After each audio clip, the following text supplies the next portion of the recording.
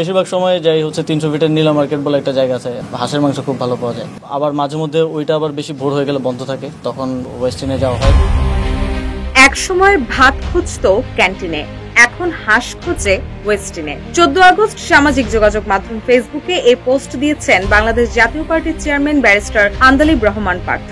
ভোরে 300 ফিট নীলা মার্কেটে হাঁসের মাংস খাওয়ার কিংবা ওয়েস্টিন হোটেলে খাওয়া উপদেষ্টা আসিফ মাহমুদের সরল স্বীকারোক্তি যেন সামাজিক মাধ্যমে সমালোচনার ঝড় তুলেছে, আর সেই আলোচনায় রাজনৈতিক রং যোগ করলেন পার্থ।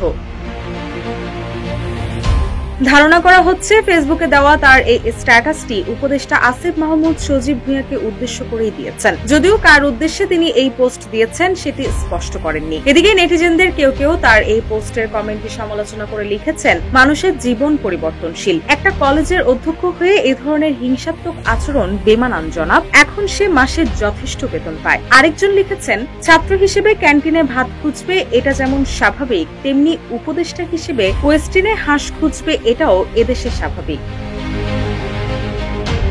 এর আগে 14 আগস্ট উপদেষ্টা পরিষদের এক বৈঠকের পর গণমাধ্যমে দেওয়া এক সাক্ষাৎকারে গুলশানের চাঁদাবাজের সাথে সম্পৃক্ততা নিয়ে সাংবাদিকদের এক প্রশ্নের জবাবে আসিফ মাহমুদ বলেন, গভীর রাত পর্যন্ত কাজ করে মাঝে মাঝে ভোরে তিনি 300 ফিট সড়কের নীলা মার্কেটে হাঁসের মাংস খেতে যান, সেখানে বন্ধ থাকলে গুলশানের ওয়েস্টিন হোটেলে যান, কিন্তু গুলশানের চাঁদাবাজির সাথে তার কোনো সম্পৃক্ততা নেই, সেইখানের কাউকে তিনি চেনেন না। তার এই বক্তব্যের পর সামাজিক যোগাযোগ মাধ্যম সহ রাজনৈতিক অঙ্গনে শুরু হয় তীব্র আলোচনা সমালোচনা।